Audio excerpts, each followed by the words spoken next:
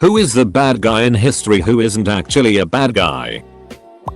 Neville Chamberlain was widely hated in the UK after the Britain went to war with Germany because of his policy of appeasement towards the Nazi-run Germany when he was Prime Minister, even being one of the central people who allowed Germany to annex Czechoslovakia, which blew up in his face when the Germans invaded Poland and triggered the Second World War. He was forced to resign as Prime Minister less than a year into the war due to revolt from the Labour and Liberal parties and handed the reins over to Winston Churchill, who was himself forced out of office after the First War because of fears that Germany would rearm. However, due to British laws about disclosing classified documents 30 years after their being sealed, it emerged that Britain couldn't risk Germany's anger during the Czech debacle as they were thoroughly unprepared for war. Chamberlain delayed the inevitable, which gave the Allies a significant helping hand when the war finally did happen.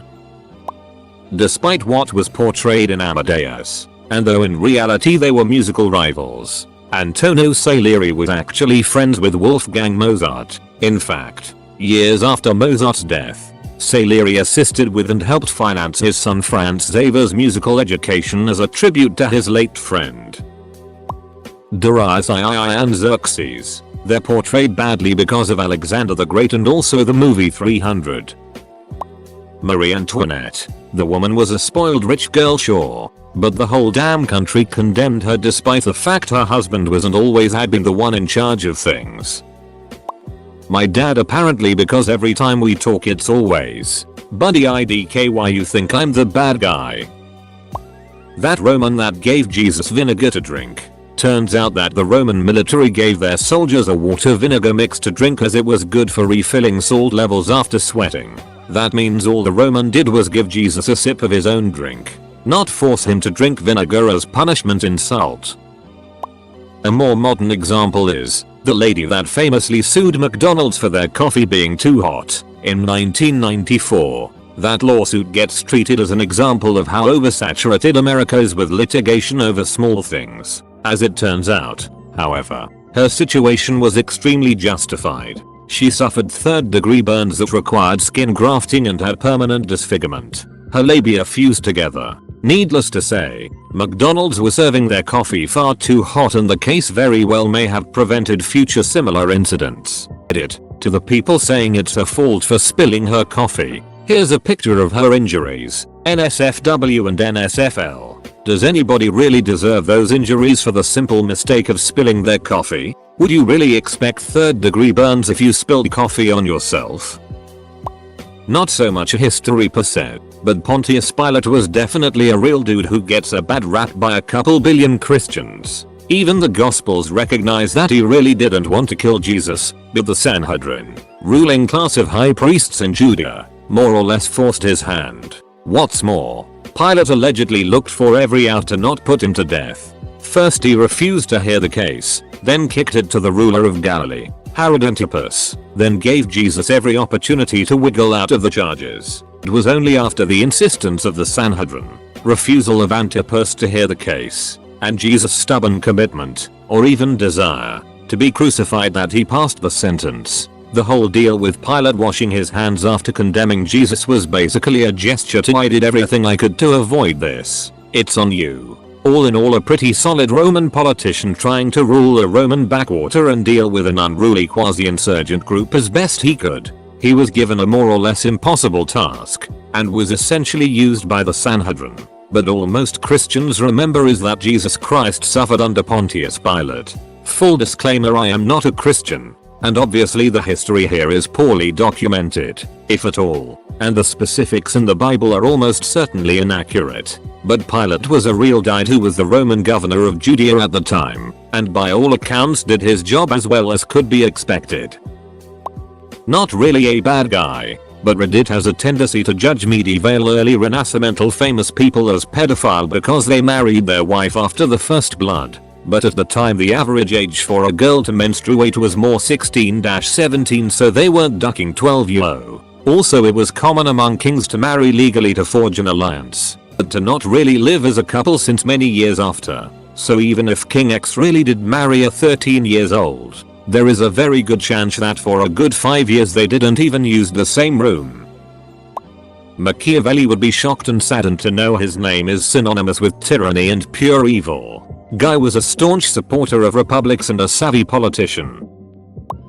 Billy the Kid wasn't a good guy by any means, but was a victim of negative propaganda by the press at the time. He was orphaned in his early teens and fell in with the wrong crowd. After a brief run-in with the law, I think he was lookout for a small robbery. Wasn't even part of the main crew. He didn't want to wait around 6 months or a year for a judge to make their way to the tiny little town. So he escaped jail and ran. What teenager would act differently? He ran to Arizona looking for work. In Arizona he found work, but was still one of the youngest there. A bully in a bar picked on him for weeks until Billy got fed up and shot him.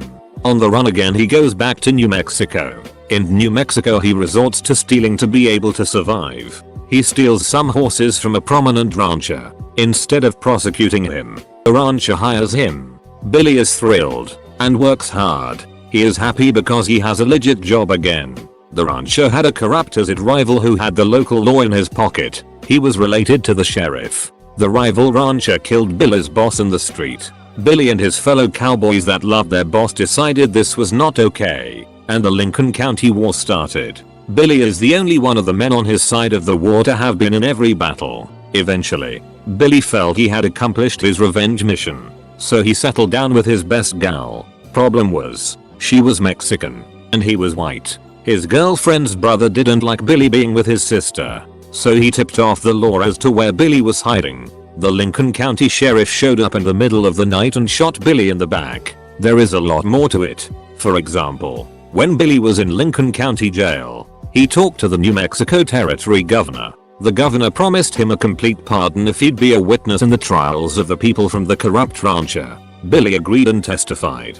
The governor then went back on his promise and left Billy to rot. So Billy killed the jailers and fled again. That governor was too busy getting an ambassadorship and writing the book Ben-Hur to keep his promises. TLDR. Billy the Kid wasn't a good guy. He killed a good number of people, but for most of his life he just wanted to work a straight job and be left alone. He wasn't, and he got pushed past his breaking point. Edit. Well, this blew up while I was at work. I'd like to thank my 4-year-old for becoming temporarily obsessed with Billy the Kid and prompting me to do a ton of research on him to answer all the questions that only a 4-year-old can come up with. The Roman Emperor Gaius Caesar, better known as Caligula, hell of a smear campaign his enemies did, most likely brought upon himself because of his intolerance to the Senate's corruption and or lack of effectiveness. The crazy stories? Most likely made up or were willful misrepresentation of something Caligula said. The story about him making his horse consul because he was crazy? Misrepresentation of him mocking the Senate by telling them his horse could do a better job. More so sports history, but the film Cinderella Man portrayed boxer Max Baer as a murderous psychopath who gladly killed 2 fighters in the ring. In reality, he was personally devastated by these deaths. In the one he was most directly responsible for, he ended up giving his winnings from his next few fights to the fighter's family. Anyone who won a war then rewrote history books, except Japan. They lost and still rewrote the history books for their own students. Also, second nomination, Warren G. Harding. His administration was very corrupt. He was pretty immoral, and there were some policy mishaps, all of which have put him on many lists of worst presidents ever. But his administration also reversed many of the authoritarian policies of President Wilson. He liberalized the economy. Wilson had imposed many controls during the war, allowing recovery and a boom to emerge from a major recession. He issued pardons for political prisoners like Eugene V. Debs, who had been jailed for protesting World War I, while Wilson, a notorious racist, had moved towards segregating the civil service. Harding moved back towards integration and tried to hire more African Americans. He lobbied for a federal anti-lynching bill to let agencies like the FBI go after the Klan. He also arranged a formal peace treaty with Germany, since the Senate wouldn't ratify Versailles but Wilson wouldn't propose anything but Versailles. His rather humble philosophy on the role and character of the presidency is also refreshing when compared to the messianism that infects the office today as it had under Wilson. Despite the scandals that rocked his presidency, he was incredibly popular at the time, and for good reason. Vlad the Impaler. Elizabeth Bathory. Some scholars say that the truth of the claims made against her can't be verified or debunked at this point. But there's good reason to believe that her being painted as a mass murderer was part of a smear campaign and political plot to usurp her land and power, since she was from an extremely powerful family tied to Polish royalty, and the King of Hungary owed a large debt to the Bathory family, which was cancelled in exchange for not putting her on trial. Spain got blamed for the 1918 pandemic because they were the only country honestly reporting on it. Other countries did not want to look weak during World War I and wouldn't report on it. Turned out that a farm in Kansas and possibly the French trenches were the actual origin. Edit. Chinese laborers locked in boxcars in Canada seems to be the current leading theory. In the new report, Humphreys finds archival evidence that a respiratory illness that struck northern China in November 1917 was identified a year later by Chinese health officials as identical to the Spanish flu. He also found medical records indicating that more than 3,000 of the 25,000 Chinese Labor Corps workers who were transported across Canada en route to Europe starting in 1917 ended up in medical quarantine, many with flu-like symptoms. Richard III. He's just such a nice guy. It depends on the point of view. On Russians' mind, Michael Gorbachev is a bad guy because they make him responsible for the end of the Soviet Union. Prince John, the bad guy from Robin Hood, was basically the steward of a kingdom his beloved brother hadn't even set foot on, while Richard the Lionheart was faffing about in the Crusades. John was running the kingdom and turning it into something that could sustain itself. While he was doing that, his useless brother gets his ass kidnapped, so John has to raise taxes, cue Robin Hood, to bring back the rightful king the people love so much. So basically, Prince John runs England for his brother and people love his brother for it. Then said brother gets kidnapped, so John raises taxes to get him back and becomes the bad guy in the eyes of the lords, and by extension the people, who want their rightful king back. The man eventually does become the rightful king, only to have all the lords hate him for the crime of investing money into the kingdom. As a result, he signs the Magna Carta, limiting royal power. That said, he wasn't a saint. The man did have a hand in the collapse of Norman France and wasted a lot of money and men trying to reclaim the region. I'm not trying to say he was a good guy per se, just not the bad guy for what people hate him for. Louis V. Most other kings of France before him were assholes drunk on power. The dude didn't want to be king. His dream job was being a locksmith. But he was in charge when the people's frustration and anger was starting to boil over. So he did a national survey just to know what could be done to make people's life better. But it sent a signal that people mistook for weakness instead of kindness, and decided it was a good time to start the French Revolution. Heinz Doofenshmirtz. I swear if anyone mentions Hitler, I'd be angrily annoyed. Jack Kevorkian. He was a doctor who was way ahead of his time. By supporting people's right to choose to end their own suffering, he is often portrayed as a murder-crazy psycho, when in reality he only wanted to give people the right to die with dignity and grace. I'm hoping that as the shift for people's right to die becomes more accepted, history will rewrite the chapter on him. Benedict Arnold. Now, he was a traitor. That's undeniable. But he fought for the colonists earnestly at the beginning of the revolution, but kept having other people taking credit for the battles he was involved in, and was finally accused of being sympathetic to the British because of the social circles he was involved in. This was after he had been wounded twice in battle, and I believe he also lost his civilian business. Basically, he got it on throughout the revolution by his own side and eventually got sick of it and switched sides. Still a traitor, or a double traitor, since was technically a traitor to the British first, but it didn't happen for no reason. Does Hades count? Cause if so, it's Hades. He's actually a really good guy. He's a loving husband and, to be frank, a very peaceful god. The only time he tormented someone was when two guys tried to steal his wife, Persephone. Sorry if I spelled that wrong. This isn't exactly historical, but the lady who sued McDonald's because she spilled hot coffee on herself. She actually suffered third-degree burns and really only wanted McDonald's to cover her medical expenses. When they refused, she ended up having no choice but to sue, and she won. McDonald's then launched a misinformation campaign to make it seem like the lawsuit was totally frivolous and basically humiliate her. From my point of view, The Jedi are evil. Isn't necessarily a bad guy, but Ulysses S. Grant, his presidency is known for being pretty crummy, but the truth is that he had no experience in politics and was easily manipulated. Corruption was rampant under his presidency because people took advantage of how he saw the best in people. He was a great general that was essential in the Civil War, but was also smeared throughout his life. Lost causes labeled him as a butcher and a drunk, when the truth is that he really just did the best job he could. Although he did have a problem with alcohol, it was greatly exaggerated. Jesus. Grave mistake crucifying that guy.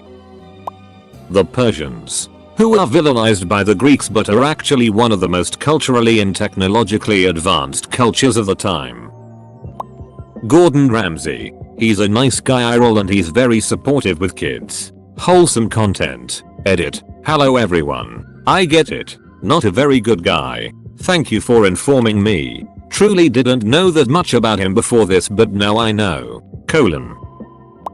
Vlad the Impaler. The man used over-the-top gore and extremely messed up ways to defend his much smaller country from those who tried take it over. He ended the tradition of having to turn over the firstborn sons to the invading forces in return for peace. Sure, he used some insanely brutal tactics, but they sent a message that made both him and his army seem otherworldly. It'll take a decade or two, but Edward Snowden will make that list. Can't believe nobody said it yet, but Aaron Burr, sir.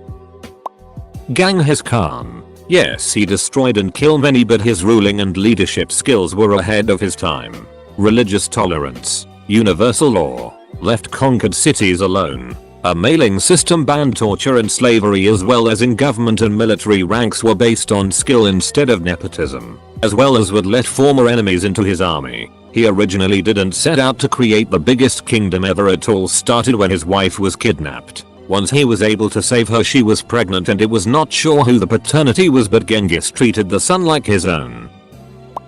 Karl Marx. I am not a communist, but I'll be crucified for this. His thinking was way ahead of its time, and has been twisted out of shape by pretty much all politicians on either side of the political divide. The man was deeply concerned about the welfare of the common man as well as the fate of nations. H.P. Lovecraft. Reddit likes to oversimplify his life by saying he was a massive racist, conveniently ignoring the fact that he was a mentally ill person that not only feared people of other races, he feared everything that was not exactly like him. Suffered from a crippling agoraphobia as well. His family had mental illness history, with, at one point, both his father and his mother being hospitalized for mental illness. The guy had a ducked up mental health, and his genius comes for the fact that he managed to portray his paralyzing fear of everything that is different into his art. Lovecraftian horror and the dread feeling that it puts you through was his daily life.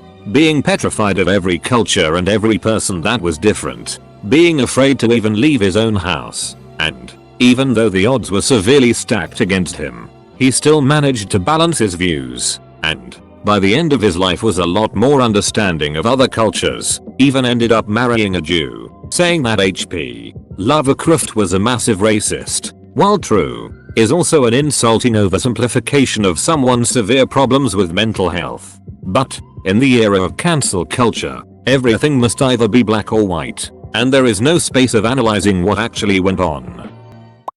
Urban II, the Pope that called the First Crusade. He's largely lambasted today because we think the Crusades were some sort of genocidal frenzy of bloodthirsty fanaticism driven by intolerance, hatred, and greed. But that's way off. At the time, the Seljuk Turks had invaded the Middle East and the Eastern Roman Empire, nearly toppling the Eastern Roman Empire while not respecting the traditional rights of non-Muslim subjects or pilgrims, tearing up the loose understanding that had previously kept some semblance of peace between Christianity and Islam. Meanwhile, Europe had a problem with second third etc sons going off as wandering mercenaries, which were in fact bandits that terrorized the countryside. Urban got a request for help from the Eastern Romans, and decided to turn the time's troubles into opportunity. The result was obviously a nasty war with everything that comes with that. However, the most recent Roman losses were reversed. helping the last bastion of classical civilization survive a few more centuries.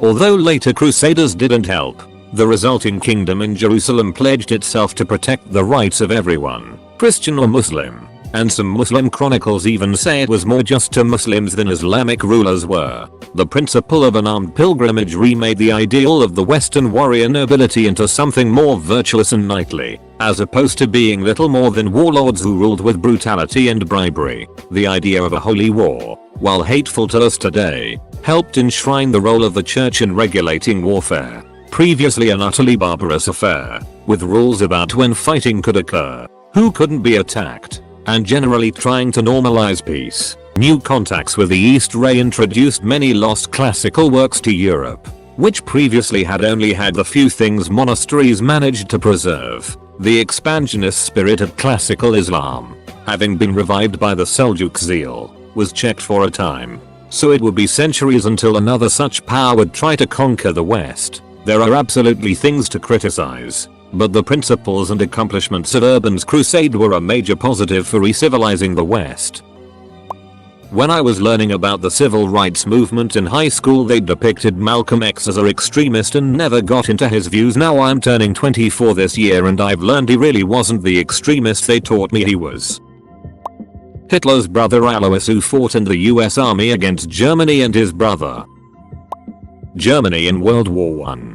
Don't understand how people still think they were bad or something. They had the same moral ground as Britain, France, Russia or the USA in the war. I hate the Wonder Woman movie. There's a load of people in the thread that don't understand the "but isn't actually a bad guy" part of your question. Not many great responses here. It depends on which side of the propaganda you hear. Edward Snowden. This is more tended towards a religion, paganism. So many people have a gross misconception of the religion and label them as witches or devil worshippers and all this stupid stuff. They know nothing about pagan beliefs or holidays, and if they did, they'd eat their own words. Do your own research on it. Don't freaking go off boundless hearsay. I'm not a pagan, but I recently overheard an argument between a Christian and a pagan, and the Christian called the pagan a devil worshipper, and couldn't understand or accept the fact that he didn't believe in her god. He's her coworker, and she was like, "I can't talk to you anymore because you worship the devil." Absolutely stupid.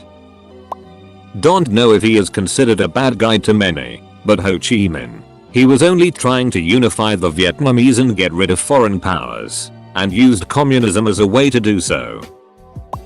The Persian Empire, they actually were nicer to their people than the Greeks.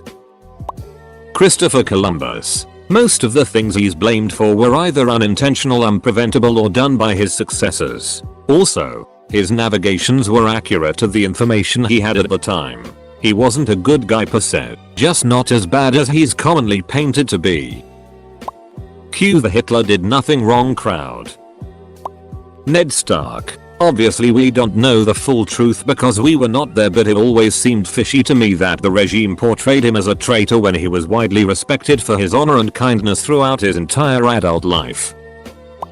Satan encourages man to eat from the tree of knowledge so they could gain wisdom. God wanted man to remain dumb. I always thought Judas got a bad deal. God's plan for him was to be instrumental in Jesus' death. If Judas was capable of going against God's plan, then surely going against God's plan is bad behavior. But if he's not capable, then how can he be held responsible? Napoleon. He gets a really bad rap. Cinderella Man's Max Bear. His antagonistic role was just for the film. He felt awful for killing his opponents. He also apparently funded the building of a bridge. The name of it escapes me though. If I see one Hitler in here, I'm going to be very disappointed. Erwin Rommel. Extremely well-renowned Nazi officer, respected by pretty much everyone. Didn't condone any of Hitler's plots. In fact, he only wanted what was best for Germany. Plotted to kill Hitler later on in the war. Committed suicide to prevent Hitler killing his family. A biographical movie or series would be awesome, but no one is going to fund a show about a Nazi hero. Edit. Before anyone gets offended. My information is from something I saw or read years ago. I didn't know there was controversy about him. He was painted as a bad guy and traitor to the country by Donald Rumsfeld and Rupert Murdoch as a political movement. John McCain chose to stay in a Vietnamese prison camp with his soldiers when he could have gotten out during an officer exchange. After getting home, he was so damaged that he needed therapy and rehabilitation to be able to raise his head and arms. He then chose to dedicate his life to public service and became a career politician. When he died, the President of the United States refused to lower the flags to half-mast until forced by his cabinet, and he refused to attend the funeral of a senator. While it is common to go to battle as during a political election campaign, Trump couldn't let it go, like a child, after it was over. Winston Churchill was apparently the other way round, and at times after the war was a real jerk.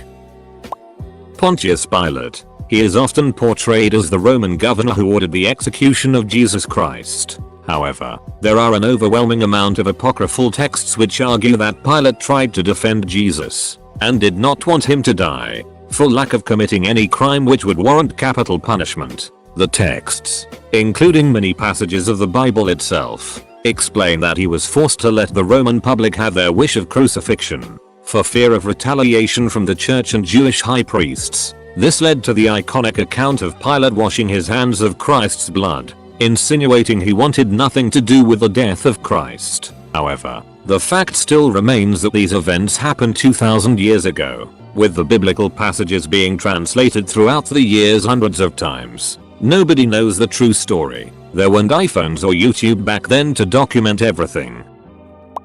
Edward Snowden. He got exiled just for letting everyone know we were being surveilled.